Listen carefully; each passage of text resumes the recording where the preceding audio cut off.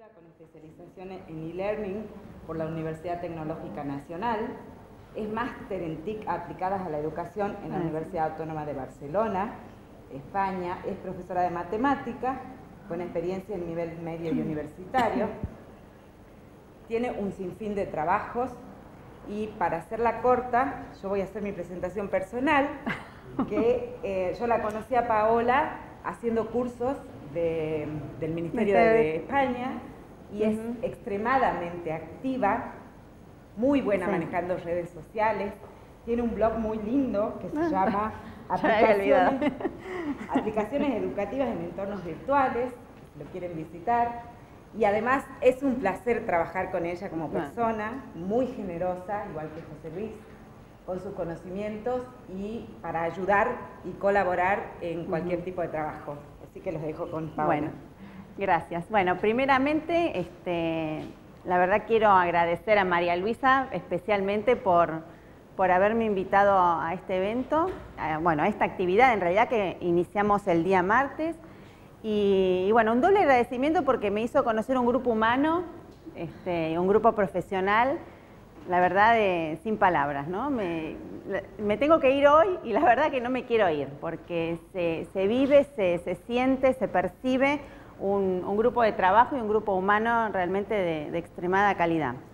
Lo digo porque vengo de la ciudad de Buenos Aires, donde, bueno, vivo. Yo no soy de la ciudad de Buenos Aires, soy de la provincia de Buenos Aires, pero bueno, hace ya más de 10 años que estoy viviendo en la ciudad de Buenos Aires, donde tenemos un montón de cosas, posibilidades. Pero bueno, existe esa tensión, se vive a diario esa tensión, esa competencia, en el ámbito académico especialmente. Es un ámbito bastante difícil, por lo menos eso acá les transmito mi experiencia, ¿no? Y un poco también lo que quiero transmitir en esta presentación es un trabajo que hicimos con una universidad de Entre Ríos, porque bueno, como que este año comencé a diversificarme y buscar otros lugares. Y la verdad que en el interior del país se está trabajando mucho. En la capital no se están haciendo cosas muy diferentes, por lo que escuché acá, incluso en la universidad, lo que estuve conociendo en estos días que estuve aquí. No es que en la capital tenemos todo y que Dios existe también en la tecnología y en avances educativos en capital. La verdad que no. Un poco lo que yo profeso en alguna medida es la voluntad y las ganas de hacer, y el querer modificar un poco todo este paradigma que nos hablaba José Luis. Creo que eso es la clave, ¿sí? Más allá de los recursos económicos, materiales que uno tenga, eso se puede conseguir, se puede trabajar con recursos que no requieren un costo tan elevado tampoco. Bueno, aquí mismo lo han dicho, Moodle requiere un costo de mantenimiento, pero es una plataforma gratuita. Yo aquí entonces lo que quiero en esta presentación, voy a apagar, a ver, un poquito esta luz para que vean, porque los colores son como más pasteles. Ahí está. Bueno, vamos a tratar de hacerlo un poquito más, quiero ver si puedo acortar un poquitito. Mi propósito en esta presentación es traerles algunas ideas, algunas inquietudes para seguir pensando, ver siempre su realidad, que en realidad la realidad áulica, la realidad de la facultad. Acá estuve escuchando que hay representantes de varias facultades de la universidad, la realidad también de la cátedra. O sea, hay muchas realidades que hay que tener en cuenta, ¿sí? Y siempre es bueno trabajar con otros, ¿no? Un poco lo que decía José Luis, los resultados siempre son mejores cuando yo no trabajo en solitario en el aula, sino que puedo compartir con otro colega, hacerlo a nivel cátedra, hacerlo a nivel facultad ni hablar, ¿sí? Entonces, un poquito lo que yo les quiero traer hoy es algunos tips o algunas sugerencias para seguir pensando en lo que es el diseño de materiales para educación a distancia, pero perfectamente se puede pensar para, digamos, educación, un poco lo que hablábamos, la hibridación, que es cierto, yo también participé de Rueda y se habló mucho, ¿no? Que hoy un poco el modelo tiende a ser híbrido, en pensar propuestas que contemplen instancias presenciales y virtuales según la necesidad y según lo que requiere ese contenido. Entonces, lo que voy a presentar acá es válido tanto para educación a distancia, o sea, puede tomarse para educación a distancia pura, como también para una cátedra presencial que yo pueda incluir tecnología en ella. Bueno, más o menos estructuré en estos dos grandes bloques la presentación. Vamos a tratar de pasar más rápido a la primera, que es la contextualización, un poco el contexto de la educación a distancia y la visión hoy de la educación a distancia, que en este corto tiempo también sufrió modificaciones importantes. Y después presentarles algunas propuestas de educación en línea, ¿sí?, sobre materiales y actividades. A ver si podemos escuchar. Acá traje un videíto que es muy gráfico, simplemente son 2-3 minutitos, que gráficamente muestra un poco lo que es el paso de la tecnología en la educación. O sea, la tecnología nos atravesó a nosotros como sociedad, pero también se ha insertado en la escuela. No, sonido no necesitamos. Tiene una musiquita, pero no... A ver, vamos a ver si... Estaba abierto acá, ¿no? En el navegador.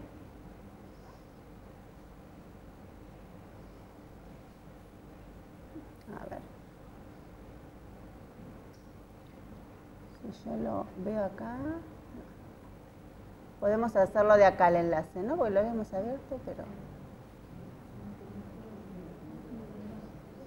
A ver si acá se abre. Sí. No, pensé que habíamos abierto el navegador, pero...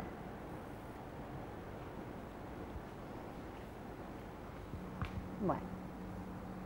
A ver.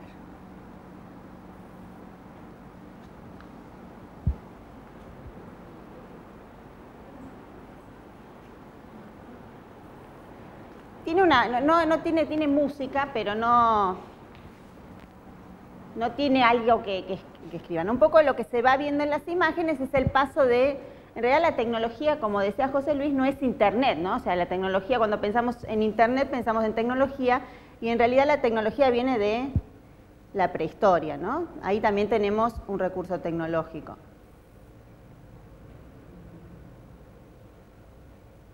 Hay una música pero no importa que nos escuche, que va como que va dándole ambiente nada más, ¿no? Pero ven que va mostrando diferentes tecnologías a lo largo de la historia. Bueno, la imprenta es una tecnología que obviamente revolucionó y es una de las más conocidas. La creación de un sistema público. Claro, exactamente, la creación de un sistema público. Y ven cómo se van incorporando distintos artefactos y elementos. Me gustó porque esto está justamente focalizado en educación, ¿no? Después podemos hacer nuestras críticas, pero simplemente muestra cómo la tecnología se fue metiendo en nuestras aulas. ¿Ven? Llegó el retroproyector, ¿no? Exactamente, la pantalla, las filminas. La radio, que también acá hicieron mención. O sea, distintas tecnologías que fueron atravesando nuestra formación. Las computadoras, los gabinetes, ¿no? Porque la sala de informática, que hoy ya prácticamente está en desuso. La pizarra digital, que también ha llegado a muchas escuelas. Bueno, y ahí llega la web, ¿no? Justamente la era de la comunicación global.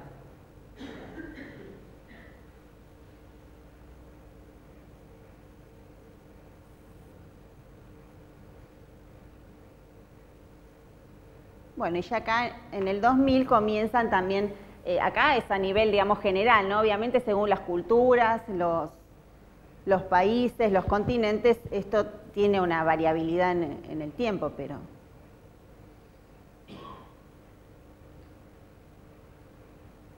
Bueno, y ahí vemos un poco cada uno con su dispositivo, ¿no? Vemos diversidad de dispositivos, celulares, computadoras, netbooks, tabletas.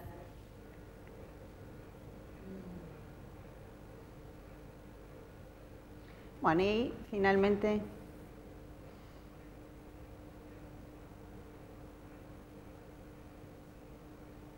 Claro.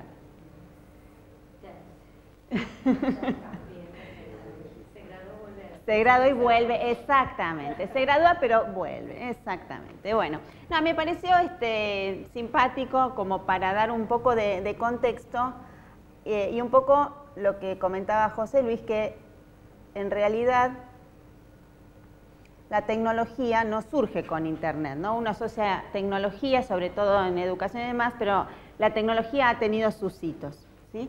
Y bueno, y esto también, el mensaje que me gustó de este video, es que en realidad uno no termina, o sea, se gradúa pero no termina de estudiar, ¿no? Hoy tenemos que pensar que tenemos que seguir formándonos, capacitándonos. De hecho, bueno, yo soy profesora de matemática y me dediqué a otras cosas, sigo estudiando otras áreas disciplinares, como que me sigo resignificando, ¿no? Y yo creo que eso, hoy también comentaban que hay muchos chicos que están ingresando hoy al nivel secundario, al nivel primario, y posiblemente estudien alguna carrera que todavía hoy no terminó de gestarse. Entonces, tenemos que preparar a los estudiantes, digamos, teniendo en cuenta todas estas cuestiones. Bueno, acá brevemente un poco la educación a distancia en correspondencia con lo que vimos del paso del tiempo. Igualmente ya aquí a la mañana lo han ejemplificado puntualmente con el caso de la Universidad de Tucumán, pero bueno, más o menos los hitos están marcados, ¿no? Década del 70, de los 80, con el surgimiento del televisor, comienzan ahí digamos, a trabajarse con CD-ROOM, empiezan digamos, la educación multimedia, ¿no? La educación a distancia toma esa faceta. Cuando en sus orígenes, siglo XIX, principios del siglo XIX, era solo por correspondencia. Acá ya comienza a tener, gracias a la inclusión de la tecnología, una connotación más multimedial. Después, a finales del siglo XX, o sea, ya estamos hablando de los 90, ahí surge el e-learning, ¿no? Que muchos hemos conocido con las plataformas LMS, y comienza a pensarse en una educación a distancia ya a través de algún entorno tecnológico, ¿no? Entonces pensamos que estudiamos a través de Internet.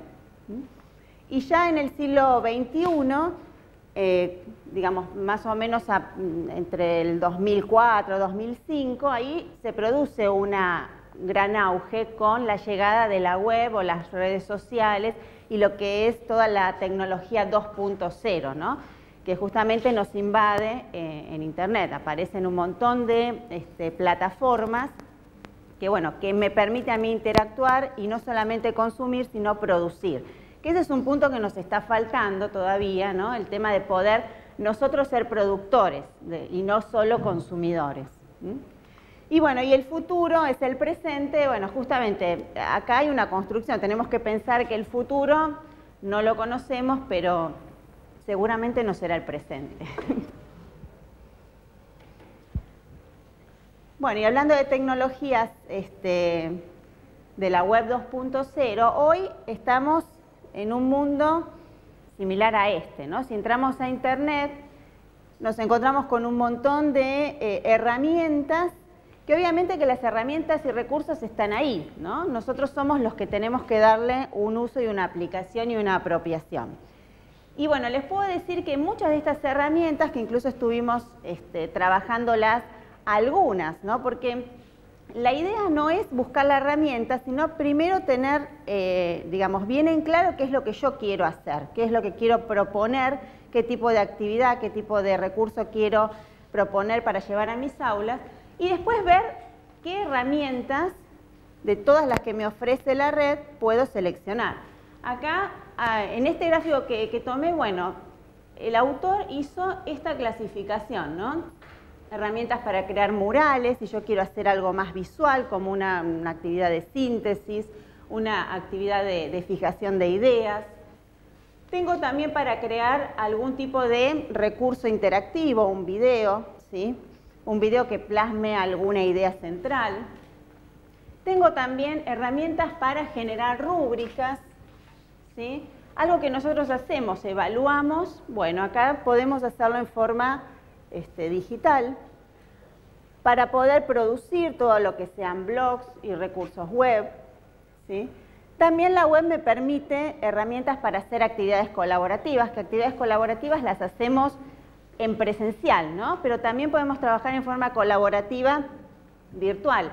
Yo, por ejemplo, hoy estoy acá en Tucumán presencialmente, pero puedo continuar trabajando con el grupo desde Buenos Aires a través de estas herramientas, que quizás en otra época no podría hacerlo, ¿sí? Entonces, esto me permite a mí trabajar en forma colaborativa a través de la distancia.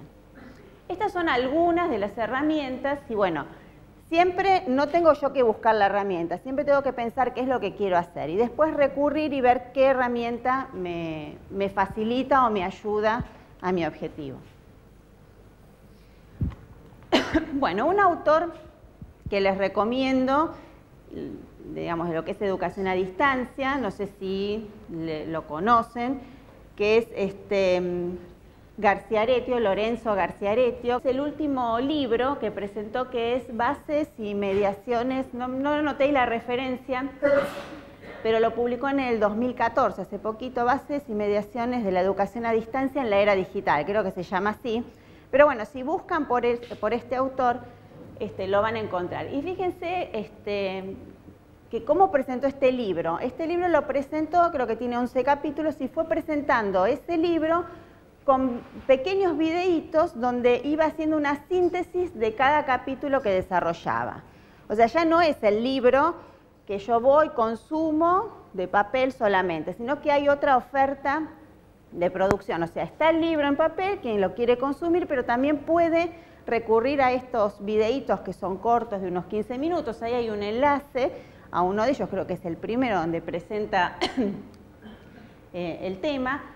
Y después hay una serie de videos que complementan todos los capítulos. Entonces es una forma de presentar diferente. Quien no quiera leer tiene otra forma de verlo en forma visual y dialógica, porque es él el que lo relata. Y creo que también tiene un blog donde va haciendo síntesis de cada capítulo. Entonces hay distintas formas de consumo de ese material, no es solo el presentado en forma papel, ¿sí? Entonces fíjense cómo una persona también que inició la educación a distancia también va resignificándose en su... Ah, me tengo que poner acá. Me olvido que tengo esto en la mano. Había otra. Ah, no, acá vamos a hacer un... bueno, aquí son los pilares. Lo interesante del libro es que él retoma, digamos, conceptos claves de la educación a distancia, que serían esos tres pilares. Las bases de la educación a distancia, que siguen siendo las mismas, pero esas bases van creciendo, por eso las va modificando a través de los conceptos, la historia, no vuelve a ser una historia hasta hoy. Las mediaciones, ¿no? Donde las mediaciones, ese es el punto o digamos, el tópico que le da más importancia, que hace mención a la metodología de la enseñanza de educación a distancia, que justamente se va ayornando, los recursos tecnológicos que también van surgiendo, tecnológicos, humanos también, y los docentes. Y bueno, y el futuro ahí plantea unas tendencias al momento del libro, ¿no? Por eso son tendencias que espera. O sea, son tres ejes en el que se basa el libro. Entonces yo lo que voy a tomar es básicamente el eje de la mediación, ¿no? Me pareció interesante tomar este eje para traer aquí, donde él habla de esto, ¿no? De un diálogo didáctico mediado, ¿no? O sea que hoy él, en ese libro incluso lo presenta, él ve hoy a la educación a distancia y especialmente a lo que hace a las mediaciones, una interacción entre estos 4 componentes que describe acá. O sea, hoy no son solo los materiales lo importante en la educación a distancia, sino que es importante también la relación de esos materiales con la forma de comunicarlos, las interacciones que se generen y obviamente el rol del docente y del estudiante en esa interacción. O sea, habla de una mediación, ¿sí? Y a través de un recurso tecnológico, o sea, lo que importa es la didáctica y la pedagogía en esa interacción. Es un poco esto lo que propone, el diálogo didáctico mediado. Y a esto también lo que se suma como escenario amplificado, ¿sí? Son estas cuestiones que a ese diálogo con los materiales, ¿sí? En su periferia podemos incluir este tipo o estas cuestiones, a ver, quizás sean conceptos que los puede apabullar un poco. La idea acá es que se lleven ideas después para seguir reflexionando y eventualmente investigando, ¿no? Porque cada uno de estos conceptos se van abriendo en un montón de cuestiones, ¿no? Pero todo esto habla en el desarrollo de un material didáctico hoy pensado, digamos, en un marco de una tecnología digital y también en una educación a distancia, ¿sí? Entonces, tenemos conceptos como plataformas abiertas, ¿sí? Como concepto de entorno personal de aprendizaje o PLE, ¿sí? El entorno personal de aprendizaje en realidad es algo que nosotros siempre venimos trabajando, ¿sí? ¿Qué les suena? ¿Alguien conoce ese término? ¿Lo escuchó en algún momento? ¿Lo leyó? Está en inglés, son las siglas de Personal Learning Environment, pero ¿qué les suena? Un entorno personal de aprendizaje. ¿Cómo?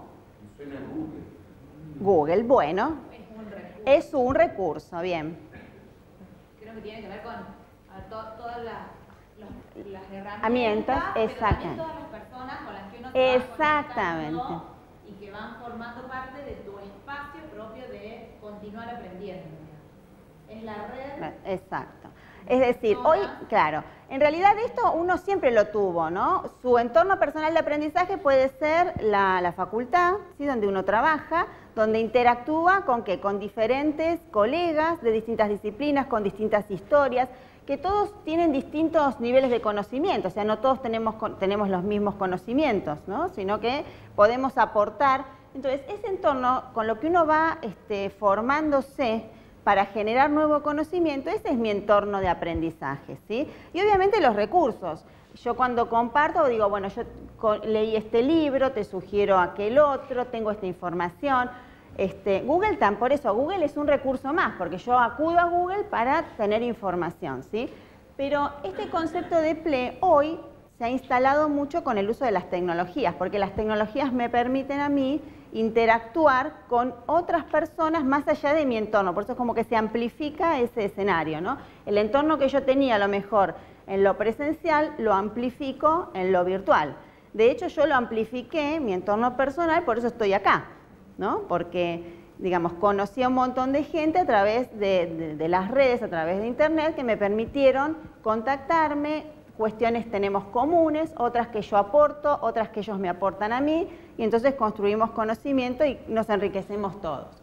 Entonces, este concepto de PLE, que en realidad se ha hecho muy marketinero últimamente, como dice José Luis, nosotros estamos adoptando muchos conceptos del inglés porque ellos también vienen estudiando lo de antes. Este concepto en realidad acá llega 2011, más o menos, 2012, pero es un concepto que en bibliografía inglesa ya se ve desde el 2005, 2007. Yo he visto algún paper y congresos que ya están estudiando esta conformación. Entonces, ¿por qué están estudiando este concepto? Bueno, porque esto a mí me puede ayudar también para comunicarme con mis alumnos, ¿no? Y ver qué tipo de actividad yo puedo generar, ¿sí? A través de lo que ellos saben, ¿sí? Y lo que yo puedo aportar. Entonces, conceptos como PLE, conceptos como gestión del conocimiento o comunidades también, ¿sí?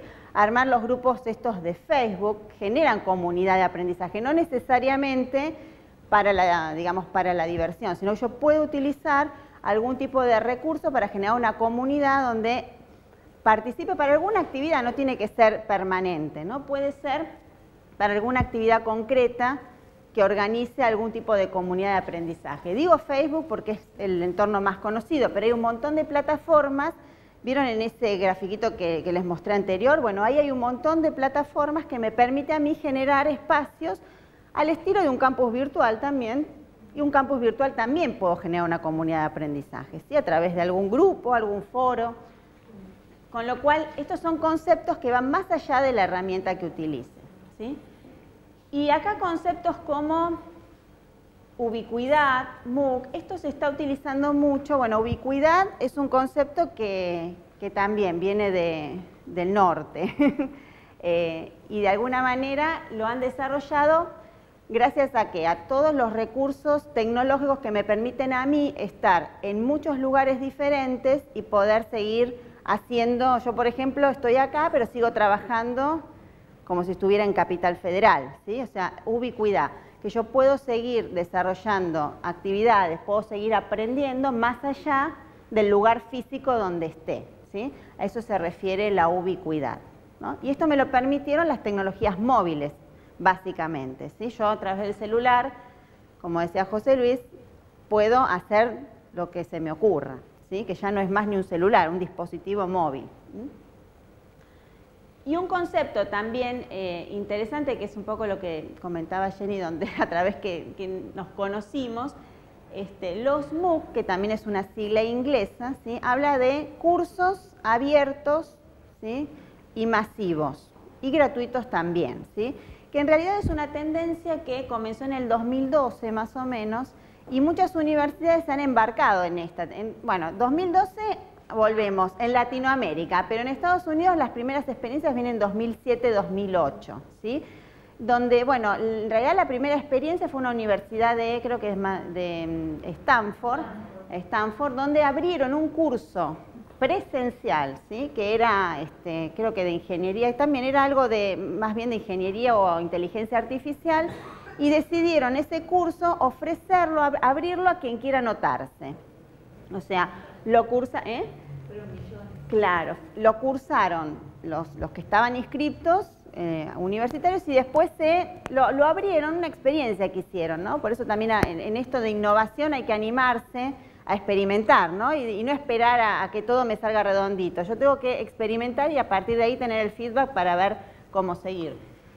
Pero bueno, esta experiencia fue algo como 260.000 inscriptos hubo de distintas partes del mundo que se anotaron y cursaron esa materia, que fue una materia que abrieron, digamos, en forma masiva, junto con aquellos alumnos que se habían anotado en forma regular, ¿sí? Bueno, una experiencia también que yo ahí tengo, acá igualmente hubo un grado importante de deserción, o sea, bueno, son experiencias que también se están investigando a nivel universitario porque son muy incipientes, son muy recientes, ¿no? Recién ahora están comenzando a investigar esto.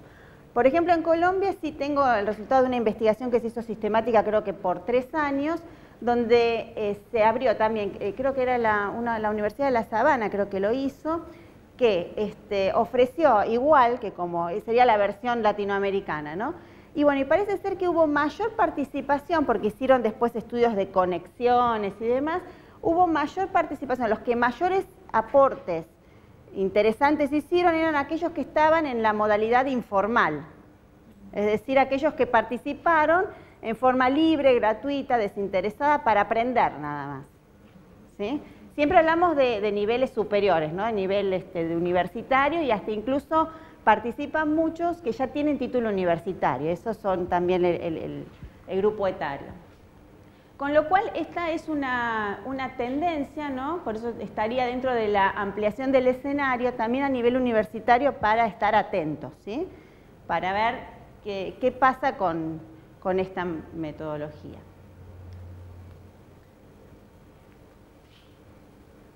Bueno, entonces, aquí como 2 conceptos claves, ¿no? Que sintetizan de alguna manera un poco lo que estuvimos hablando. Pensar a Internet es interesante pensarla como un entorno también de aprendizaje, o sea, incluirla, ¿sí?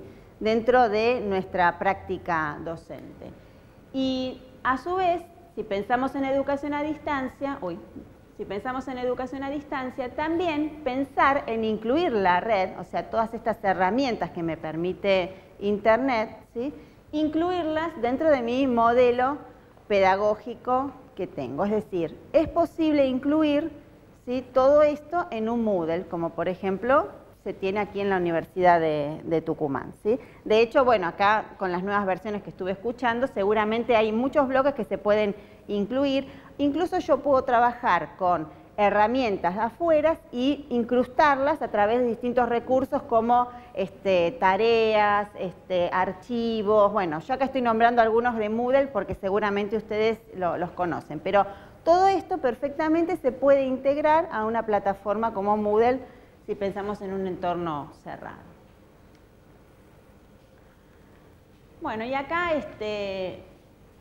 traje a un autor, también José Luis Cavero, que es también un referente en lo que es la inclusión de tecnologías y en educación superior también, ¿no? Donde trae una definición de lo que puede ser, ¿no?, la inclusión de toda la tecnología que encontramos hoy en la red en nuestra aula, ¿sí?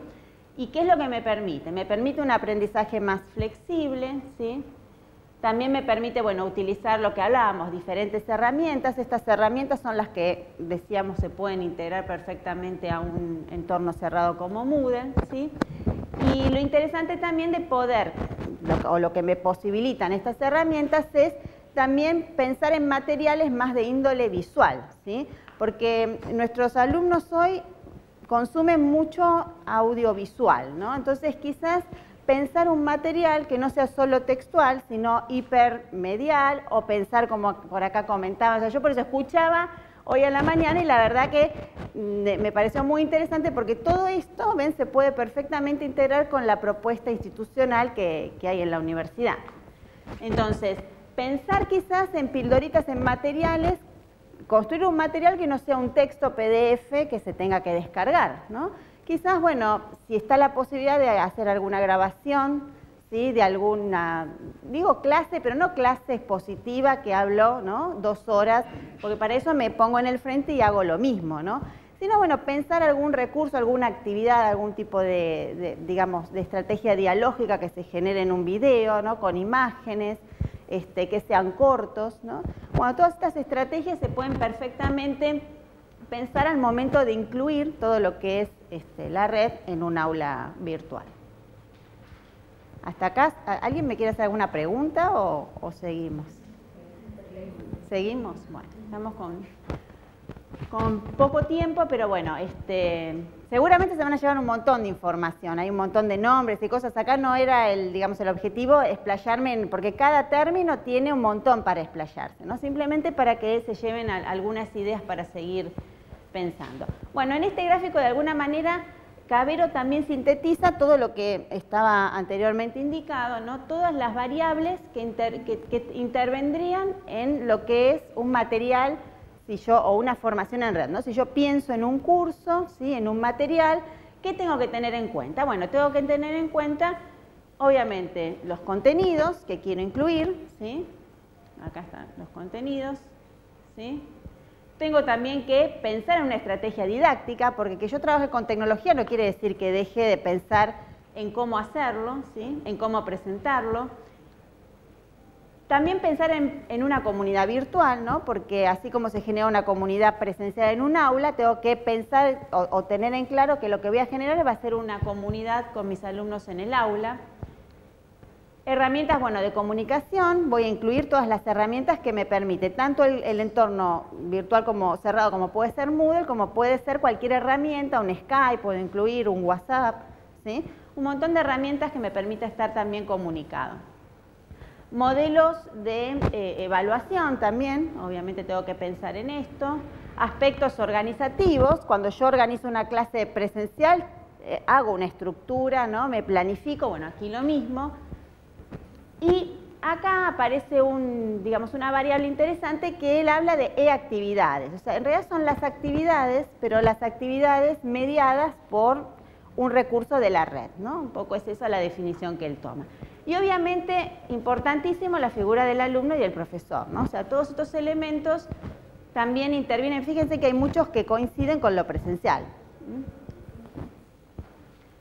Bueno, entonces retomando justamente esa variable particular que es la e-actividad, acá está la definición de Cavero de lo que es, para él es una e-actividad. En realidad es una actividad didáctica, ¿no?, como la que uno puede pensar en un entorno presencial, pero el componente adicional lo da la red. O sea, yo estoy utilizando algún recurso, ¿sí?, de Internet, algún recurso de la red.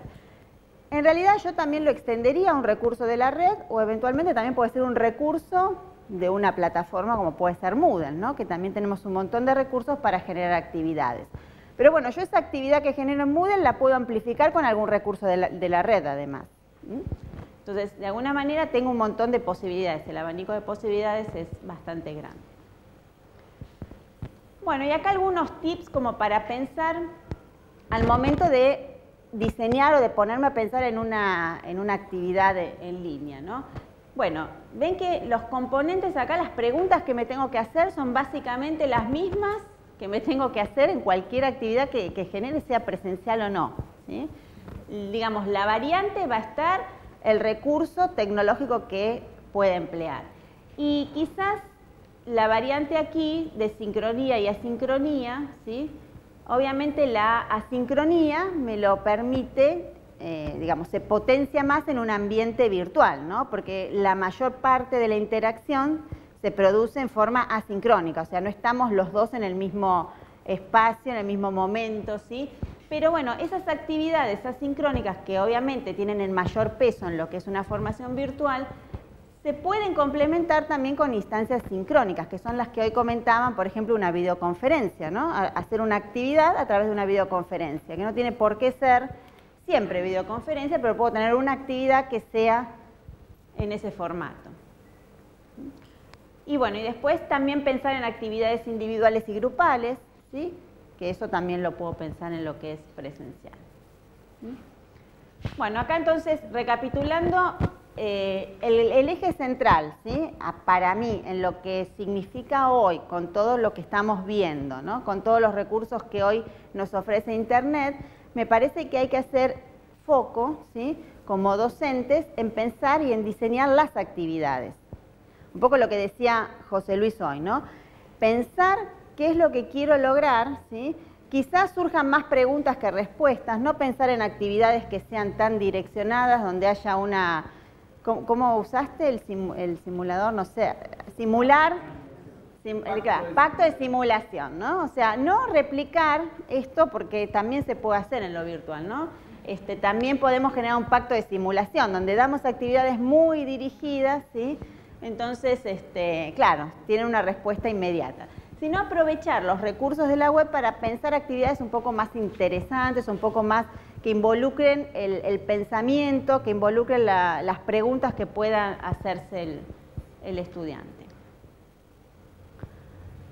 Bueno, acá en base a todo lo que estamos viendo me pareció interesante detenerme en esto a modo de definición, quizás nosotros lo utilizamos, pero hay una diferencia entre el material de estudio y el material didáctico, ¿no? En lo que es la bibliografía. Y eso me parece que es interesante verlo, sobre todo en lo virtual, ¿no? Porque en lo virtual no es cuestión de armar una clase con un montón de artículos o rejuntes que yo tenga, digamos, ¿está? Uno cuando en lo presencial da una clase, lo que hace es armar la clase realmente, ¿no? Sea con un apoyo de un PowerPoint, sea, dependerá de la materia, ¿no? Sea expositivo usando el pizarrón, pero en realidad hay una estructura. Y acá es lo mismo, o sea, ustedes están haciendo una estructura didáctica. Cuando yo pienso en educación a distancia o virtual, el material didáctico tiene que tener una estructura, tiene que tener una secuencia, tiene que guiar al alumno en el aprendizaje, ¿sí?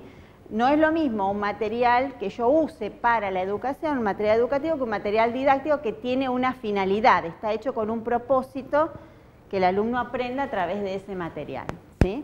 Bueno, acá entonces yo tomé esta definición de Marta Mena que me pareció que es bastante acertada en cuanto a lo que es un material didáctico, ¿no? Entonces yo creo que este foco no lo tenemos que perder, ¿no?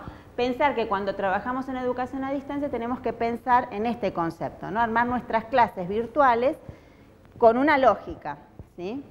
Con una lógica didáctica.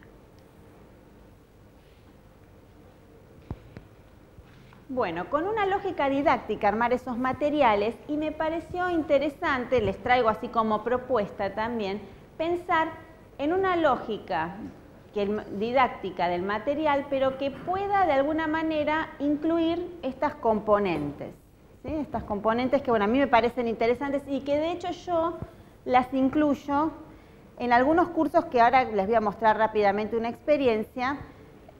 No es para que lo hagan a lo mejor en un curso completo, quizás en alguna unidad, en alguna actividad, pero al momento de pensar un material didáctico, pensar en armar obviamente actividades que sean interesantes, potentes, ¿sí?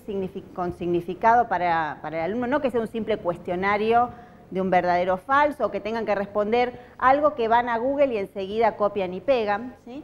sino tomarse un poquito de tiempo para pensar una actividad interesante, ¿sí?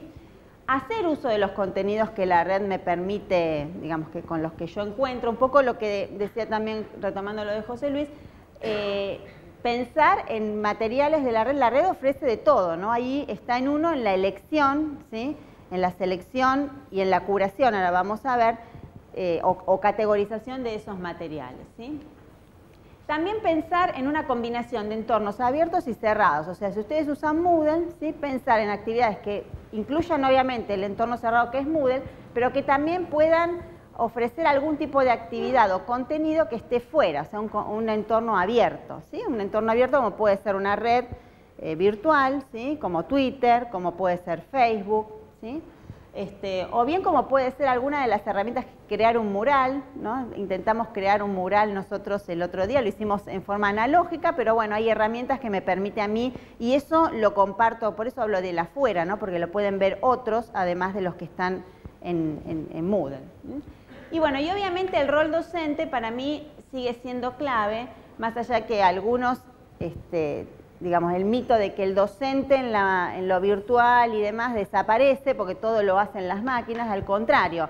El docente acá tiene mayor protagonismo en lo virtual que en lo presencial, porque lo que hablábamos hoy, el docente es el que tiene que pensar la actividad, tiene que pensar el material, tiene que hacer el seguimiento, ¿sí? Después tiene que ver y evaluar si lo que está haciendo da resultados de aprendizaje, o sea que hay un papel muy importante en lo que es también el acompañamiento en la propuesta, con lo cual el rol del docente es clave y hasta yo diría que tiene mayor peso que en lo presencial, ¿sí? Porque en lo virtual no hay tiempos, también el presencial no se va de la clase y bueno, puede seguir en contacto, pero no es algo formalizado, ¿no? Acá en lo virtual hay una continuidad que se pierde en las barreras del espacio y del tiempo. Así que me parece que trabajar un material didáctico teniendo en cuenta estas 4 componentes me parece interesante, o planificar o pensar un curso, quizás un curso corto, ¿no? Yo todo esto son recomendaciones, pero no es para que vayan y cambien radicalmente uno lo que está haciendo, sino es pensar para ir incorporándolo siempre en forma gradual. Bueno, acá cuestiones que ya estuvimos conversando, ¿no? Y bueno, y acá las 4 coordenadas que estaban desde lo gráfico, esos cuadrados o rectángulos que les presenté, aquí los pongo en forma de punteo, ¿no? Bueno, 4 coordenadas para pensar una propuesta en línea. Entonces, como dijimos, un entorno que propicie interacciones profundas, acá entorno abierto o cerrado, lo que les decía, utilizar los contenidos de la red, ¿sí? Pensar en el diseño de buenas propuestas y obviamente el rol del docente como guía, mediador, ¿sí? Como el constructor del contenido, el material didáctico en sí. Bueno, acá un poquito, me parece interesante esta infografía, ¿no? Como que presenta algunas competencias, por eso ven que el rol del docente es muy importante en lo que es la educación a distancia, a distancia o bien cuando ustedes incluyen tecnología en sus clases, ¿no? Porque fíjense que el mito que el docente desaparece, sin embargo, todas estas competencias son las que se tienen que potenciar en lo que es en un entorno virtual, ¿no? La capacidad de escucha, de interpretación, tiene que haber mayor interpretación porque lo visual, ¿no? En lo presencial que uno va viendo a través de los gestos y demás, eso se cuesta un poco más verlo en lo virtual, con lo cual hay que trabajar mucho lo que es el lenguaje escrito, ¿sí? La intervención, la interpretación. También trabajar mucho la comunicación afectiva, ¿sí? Eso también, por más que sean adultos, siempre el otro no se sabe si está, cuándo está, si me contesta. Entonces es importante un poco lo que decían, la presencia, ¿sí? Cotidiana y eventualmente marcar digamos, un punto más en lo que es el acompañamiento afectivo. Y dentro de las competencias también del docente, acá les traigo esta propuesta que en realidad es un poco, le cambiamos el nombre, pero es un poco lo que comentábamos recién, ¿no? La metáfora del docente como curador de contenidos es la que utiliza Manuel Area, que también es un pedagogo de la Universidad creo que es de Valencia no, de Islas Baleares, del sur está, sí. Claro, que viene trabajando muchísimo en lo que es tecnología en educación, y él utiliza la metáfora del docente curador, si en realidad usa 3 metáforas, ¿no? O sea que el docente hoy, gracias a toda la tecnología, tiene que ser, acá fíjense que él dice un DJ, o sea, un disjockey, ¿sí? Ahora vamos a ver por qué, por eso una metáfora, bueno, un content curator, un docente curador, y un docente community manager, o sea, un manejador de la comunicación, ¿sí? Que es un poco lo que estuvimos viendo, ¿no? Tener competencias para tener una buena comunicación, tanto en lo escrito, ¿sí? En lo visual puede ser a través de un video, ¿sí? A través de un chat. El docente como curador de contenido y el docente como DJ o DJ, ¿el DJ qué hace? ¿Por qué usa esta metáfora? Remixa, ¿no? O sea, utiliza distintas fuentes, distintos materiales para armar sus en realidad sus clases, el docente arma sus clases. Acá el DJ ¿qué hace? Para armar sus pistas, ¿no? de música. Entonces acá el docente hoy tiene la red, un montón de potencialidades para poder armar a través de distintos enlaces, búsquedas y demás, o sea, ser realmente un curador, un remixador de remezclar todo lo que encuentra, siempre con un sentido, ¿no? Con un sentido previamente establecido. Y bueno, y acá lo mismo, Content Curator es justamente hacer una selección, y eso es muy interesante y es algo que yo realmente lo hago, si uno se toma el hábito de hacerlo diariamente, curar, digamos, es seleccionar, ¿no? Seguimos con lo mismo, son términos que uno va adoptando que son de idioma anglosajón, pero bueno, digamos, la acción que es de curador es el seleccionar, categorizar material interesante dentro de lo que habíamos hablado de mi entorno, formaría parte de mi entorno de aprendizaje, ¿no? O sea, yo sigo cultivando mi entorno de aprendizaje a través de los materiales que voy seleccionando, ¿sí? Que me resulten interesantes para mi actividad. Entonces yo puedo categorizarlos, ¿sí? Yo, por ejemplo, en tecnología categorizo por materiales que sean de educación superior y educación en abierto, lo que es tecnología y digital, lo que es, no sé, recursos propiamente dicho. Entonces, ¿qué significa? Uno va encontrando material disponible que resulta interesante o por referencia a través de mi entorno personal que algún colega me pasó, y eso yo lo incorporo, lo organizo, ¿sí? En forma sistematizada para tenerlo en algún momento que quiero armar una clase, un curso, ¿sí? O que me interese a mí para armar una charla, que de hecho yo también recurrí a muchos enlaces que fui guardando, que ya ni me acordaba que los tenía, y esto yo lo puedo hacer en forma online, o sea, el famoso favorito que uno guardaba en su computadora, ¿sí? Y ahí quedaba guardado en la computadora, y si yo no accedía a esa computadora, no accedía a los favoritos. Hoy hay un montón de herramientas online que me permite a mí hacer ese juego, ¿no? Guardarlos en la nube para poder acceder desde cualquier dispositivo, desde el teléfono, la tablet, ¿sí? Bueno, y acá, bueno, brevemente quería compartir una experiencia más concreta de todo esto que les comenté, que quizás quedó, no sé si desordenado, si se quedaron demasiado apabullados, por suerte vamos a comer, así que y a descansar un poco, pero quería traerles aquí una experiencia que fue muy reciente con la Universidad Nacional de Entre Ríos, la Facultad de Educación, que nos pidieron un curso de capacitación virtual, justamente, ¿sí? Entonces, este curso de capacitación, o un seminario, bueno, en realidad porque era una serie de seminarios que formaban un trayecto formativo que creo que se llamaba ciclo de formación acá. Ciclo de formación en producción de ambientes digitales. Bueno, esta es la temática, ¿no? Pero bueno, todo va a estar ajustado a esta temática, pero este es el ciclo, y el seminario que preparamos fue procesos de aprendizaje en ambientes digitales, ¿no? Fue un seminario para docentes, básicamente eran de educación, el perfil de egresados, de participantes, y había algún docente de comunicación también, algún biólogo creo que también teníamos, o sea, eran como 100 docentes que participaron. Era una propuesta cerrada ofrecida por la universidad, ¿no? O sea, ellos creo que tenían un costo y demás, pero bueno, había libertad para generar la propuesta, ¿no? O sea, para generar lo que era el contenido del seminario. Entonces, básicamente, yo les traje este ejemplo porque, bueno, esos cuatro, digamos, 4 indicadores que habíamos, o 4 categorías que habíamos, o que yo por lo menos referencié como para pensar al momento de armar un material didáctico, de alguna manera se ven ejemplificadas aquí. Nosotros usamos un entorno cerrado que era Moodle, ¿sí? O sea que acá estaba la propuesta. Básicamente eran las clases o los ejes temáticos que los llamamos.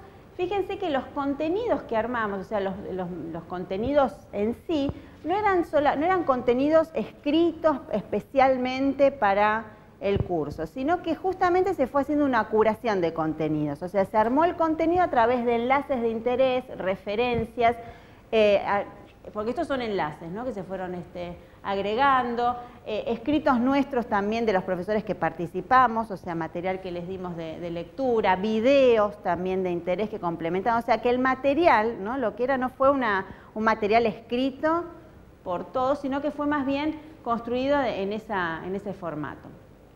Y después trabajamos, eso en cuanto a entorno cerrado, pero también trabajamos con, fíjense que acá usamos este tablero donde incluimos todos los blogs de los participantes, de los docentes. Los docentes tenían que armar un blog y esos blogs los incluimos acá, de manera que todos tenían, y trabajamos en distintas comisiones, con lo cual las comisiones interactuaron entre ellas, o sea, era un grupo muy grande, se dividió en 3 comisiones.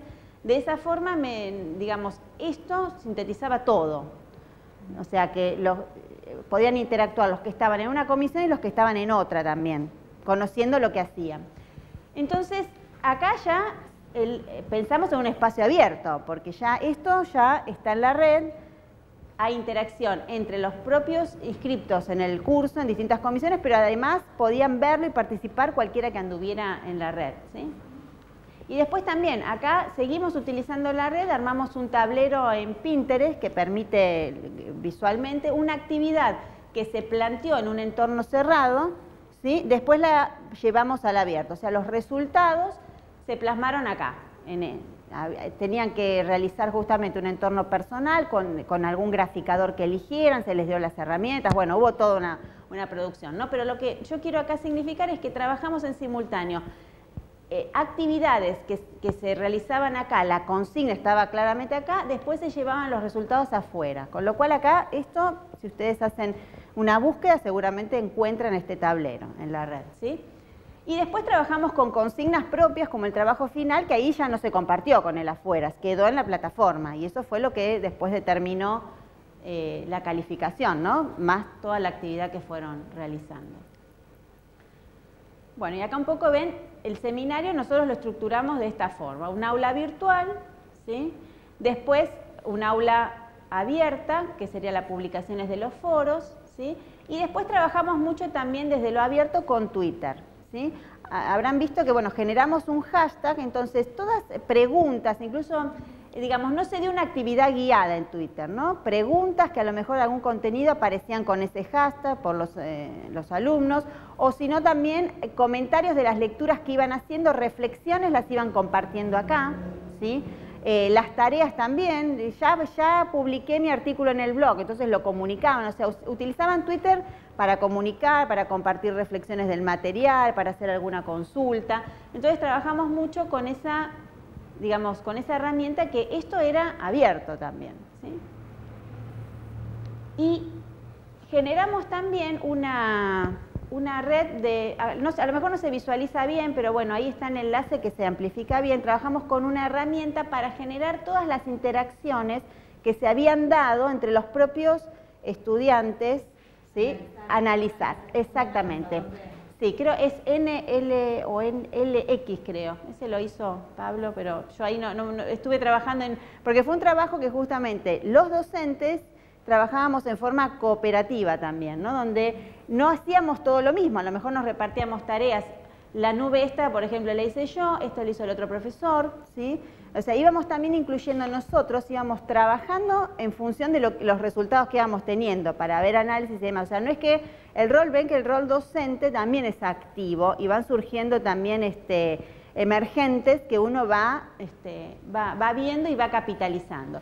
Va corrigiendo el rumbo. Y va corrigiendo, claro, va corrigiendo y va generando ideas. A mí se me ocurrió, lo de, por ejemplo, el tablero se me ocurrió sobre la marcha y bueno, lo fuimos haciendo porque para poder unificar, en lugar de publicarlo en el Moodle, dijimos, bueno, vamos a hacerlo en forma abierta. Está en Moodle también el tablero y todo puesto, o sea, está todo bien direccionado y bien cerradito el curso, pero también hemos dado la posibilidad de abrirlo, ¿no? Para compartirlo con otros colegas. Y bueno, y esta red acá se puede generar cómo se fueron generando las interacciones, porque los propios participantes hacían comentarios en los blogs y demás, entonces fuimos viendo qué pasó, qué red de conocimiento se generó. Acá lo hicimos solamente, esto bueno, para seguir investigando, lo hicimos solamente con los participantes inscriptos en el curso, pero también permite hacerlo, como abrimos el curso, hacer lo que pasa con las interacciones de, no sé, yo, ustedes que no participaron en forma, digamos, formal, a lo mejor vieron eso, les interesó, se engancharon, hicieron alguna pregunta o contestaron a la reflexión, entonces ahí también se genera, la red esa va mutando, ¿sí? Va creciendo. Eso también se puede analizar, de hecho, esta herramienta lo permite, o sea, generar los nodos que no son propios del curso, ¿sí? Y cómo se genera, y cómo, como les comentaba, esta experiencia, que sí, que hicieron algo parecido, hicieron una analítica similar, ¿qué pasaba con los que no estaban inscriptos en formato formal, o sea, que lo estaban haciendo por interés propio? Y la verdad que participaron más que los que estaban anotados por interés, supuestamente, ¿no? Eso también. Bueno, básicamente esto era lo que les quería traer, digamos, como idea, y ahí un poco la síntesis de todo lo que vimos. Bueno, los materiales que yo piense para una formación virtual, siempre tener en claro este concepto o asegurar el diálogo didáctico mediado, o sea, que tengan un fundamento con esas componentes que habíamos mencionado. ¿Sí? Al momento de pensar la producción de los materiales, además de tener en cuenta este diálogo mediático, también tener en cuenta el contexto, ¿no? La institución, el grupo al que está dirigido, ¿sí? Pensar en los recursos que tengo, qué quiero hacer también, si quiero armar un curso, quiero armar una especialización, si quiero armar un curso abierto también, ¿sí? O sea, tener en cuenta todas estas variables al momento también de diseñar un material. Pensar también el material, que es un poco lo que hicimos nosotros en este curso que les comentaba, pensar el material como una hoja de ruta, o sea, como una guía, no tanto el material clásico tradicional de desarrollar todo un contenido de 30 hojas y subirlo a PDF, sino pensar en un material que sea una guía generada por el docente utilizando recursos de diferentes, que encontremos, obviamente, que sean validados por nosotros, para generar el contenido y el recorrido, ¿sí? Y bueno, y también es interesante, ¿no?